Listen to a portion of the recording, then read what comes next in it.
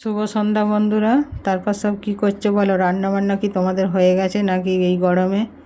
অনেকে তো সব সন্ধ্যা সন্ধ্যা করে নিয়ে আবার বসে থাকে গা হাত ধুয়ে, কিন্তু আমি সন্ধ্যাবেলায় করিনি। সন্ধ্যাবেলায় বসেছিলাম, ভাবলাম একটুখানি খালি আলু সিদ্ধ আর ডিম ভাজা করবো, তো টক করে হয়ে যাবে। আজকে ভাত খাবো, গরমে আর রুটি করতে ভাল লাগে না। ওই জন্য একটু দিয়ে এলুম, ভাবলাম 9টায় এসেই হয়ে যাবে, কিন্তু আবার টুকটাক এই দিক সেই দিক করতে গিয়ে 9:30 প্রায় বাজে। যাকগে, তোমরা কি খেতে বসে গেছো?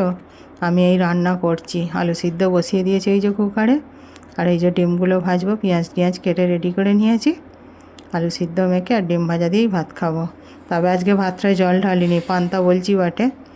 চালটা না এবারে একটু শক্ত ছিল, ওই জন্য কী হচ্ছে, ভাতটা সেরকম নরম হচ্ছে না। ভাতটা যতই সিদ্ধ করছি তারপরে ওই যেন একটু শক্ত শক্ত থেকে যাচ্ছে। তো জল দিলে কি হয়, ভাতটা যেন আরও খাজা খাজা হয়ে যায়।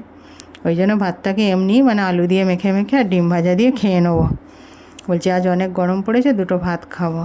তো এই জন্য ডিম ভাজি, এই যে আলুটা সিদ্ধ বসিয়ে দিয়েছি ওই যে কুকারে, সিদ্ধ হয়ে গেলে আর পেঁয়াজ লঙ্কাটা সকালেই ভেজে রেখে দিয়েছি। এই আর কি, খেয়ে দিয়ে এবার তাড়াতাড়ি শুয়ে পড়তে হবে, যা গরম পড়েছে আর ভাল লাগছে না। তবে বৃষ্টি হওয়ার কথা, খবরে তো আজকে দেখাচ্ছিল যে বৃষ্টি অন্য অন্য জায়গায় শুনছি হচ্ছেও। তো কাদের ওদিকে হচ্ছে একটু বলবে? আমাদের এদিকে তো এখনও হয়নি, আর কোনো মেঘের দেখাও নেই আকাশে। কিন্তু আজকে যেহেতু হয়নি, আজকে নাকি রাতে বৃষ্টি হওয়ার কথা আছে, দেখা যাক।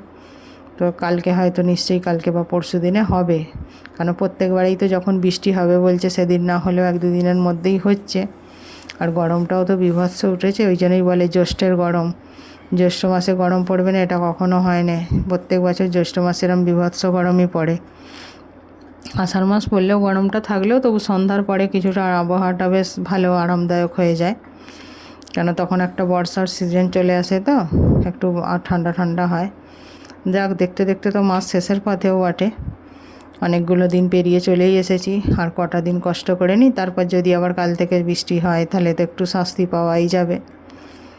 এই আর কি। ডিম তো দুটো অলরেডি ভাজা হয়ে গেছে, এটা ভাজলেই ভাজা হয়ে যাবে। আর আলুটাও তো সিদ্ধ হয়ে গেছে। এই খুলে এবার ডিশে ঠান্ডা করতে দেবো, পাখার হাওয়াতে দিয়ে দেবো, ঠান্ডা হয়ে যাবে চট করে। এই আর কি। তো তোমরা সব কি খাচ্ছ গরমে? তোমরাও কি আমার মতো পান্তা ভাত খাচ্ছ, না কে রুটি লুচি পরোটাও খাচ্ছ? তবে মাঝে মাঝে আবার এক একদিন লুচি পরোটা খেতে ইচ্ছা করবে, রোজ রোজ আবার এই তা বলে ভাত বা রুটি খেতে ইচ্ছাও করবে না। গরম আছে বলে কি আর খাবো নি? এই যে নিয়ে চলে এসেছি ডিম ভাজা, আর এই যে আলুটা থেঁতলে দিয়ে গেছি গ্লাসে করে পাখা চালিয়ে। এইবার এই যে পেঁয়াজ লঙ্কা দিয়ে তৈরি করে নেব। এই যে ভাত বাড়ছি, ছেলে চলে এসছে, আজকে বড় চলে এসছে। তবে বড় এখন তো হাত পা ধোবে, দেরি হবে। আর আমি আর ছেলে ততক্ষণ বসবো খেতে। এই যে ভাত বেড়ে দিচ্ছি, আর বড় গা হাত পা ধুয়ে এসে বসে যাবে। তাও গা হাত পা ধুতে ধুতে তো প্রায় 10-15 মিনিট লেগে যাবে, কেন কালির কাজ তো, একটু ঘষে তো সাবানগুলো দিয়ে কালিটা তুলতে হবে, ওই জন্য একটু সময় লাগবে আর কি। এসে আবার হয়তো ঠাকুরের পর্দাটাও তো দিয়ে দেবে, আমি দিই না ওই জন্যে।